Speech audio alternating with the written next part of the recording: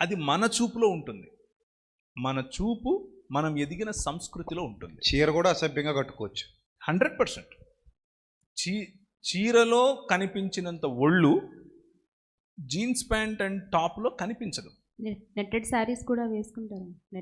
నెట్టెడే అవసరం లేదమ్మా. మామూలు చీర, పట్టు చీరలో కూడా ఒళ్ళు చూపించాలనుకుంటే ఒళ్ళంతా చూపించవచ్చు.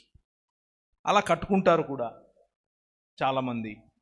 సో చూసేవాడి దృష్టి దగ్గర మ్యాగ్నెట్ ఆపాలి, కానీ ఒకరి వస్త్రధారణ పైన మన కంట్రోల్ ఏంటి అన్నది నా అభిప్రాయం. నాకు బైబిల్లో నుంచి ఇదే అర్థమైంది. దానికి ఉదాహరణ దానికి ఒక ఎక్స్టెన్షన్ చెప్తాను. మీరు ఇంతవరకు చెప్పారు గ్రామాల్లో అంటే రేపులు జరిగేదానికి కారణం బహుశా 1% ఇది కూడా అయి ఉండొచ్చు అని.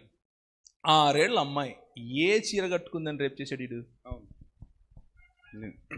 65 ఏళ్ల ముసలామే ఏ జీన్స్ ప్యాంట్ కట్టుకుందని రేపు చేస్తారు? అవును. తేడా ఉందా వీళ్ళకి? 6 ఏళ్లకు 65 ఏళ్లకు తేడా లేదు వీళ్ళకి. అది మృగం. మైండ్ పొల్యూట్ అయిపోయిందండి. మృగం, పశుప్రాయం. పశువులాగా బతికేవాడికి 6 నెలల అమ్మాయిలోను 60 ఏళ్ళ అమ్మాయిలు, 60 ఏళ్ల ముసలావిళ్ళలోను, లేకపోతే 65 ఏళ్ల ముసలావిళ్ళలోను తేడా కనిపించదు. అది వాడి బుద్ధికి ఉన్నటువంటి పతన స్థితి, వైకల్యం. ఆ పతన స్థితిని తీసుకొచ్చి ఒక స్టాండర్డ్ చేసి వాడెవడో అలా ఉన్నాడు కాబట్టి నువ్వు అలంకరించుకోవద్దు అంటే ఎలా? అలా తప్పు. అలంకరించుకోండి. స్త్రీల గురించి చెప్పినటువంటి ఒక చక్కటి మాట ఏంటంటే, వీరు యెరూషలేము నగరు కొరకు చెక్కినటువంటి మూల కంబముల వరే ఉన్నారు అంటాడు. కుమార్తెలు, యెరూషలేము కుమార్తెలు మూల కంబములు అంటే ఏమిటి? అంటే బలంగా ఉంటాయి, సొగసుగా కూడా ఉంటాయి. నగరమునకై చెక్కబడిన కదా. మూల కంబములు. సొగసుగాను బలంగాను ఉండేటటువంటి సమాజంలో ఉన్న స్త్రీలను మనం తయారు చేయాలి.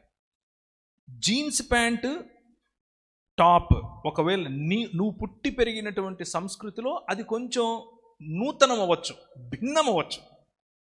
భిన్నమైనప్పుడు అందరి కళ్ళు నీ మీద ఉంటాయి. నీ వస్త్రాలంకరణ అందరి కళ్ళు నీ వైపుకు తీసుకోవడం కోసం అయితే నిన్ను నువ్వు పరీక్షించుకోవాలి. ఈ రూల్ ఒక్కసారి, ఈ నియమం ఒక్కసారి ఆలోచించండి. అందరి కళ్ళు నా మీద ఉండాలి అన్న ఆలోచనతో వస్త్రాలంకరణ నువ్వు చేసుకుంటే నిన్ను నువ్వు పరీక్షించుకోవాలి. ఒకసారి నీ వైఖరిని ఒకసారి పరీక్షించుకోవాలి. ఇది కేవలం స్త్రీలకే కాదు, పురుషులకు కూడా, ఎవరికైనా.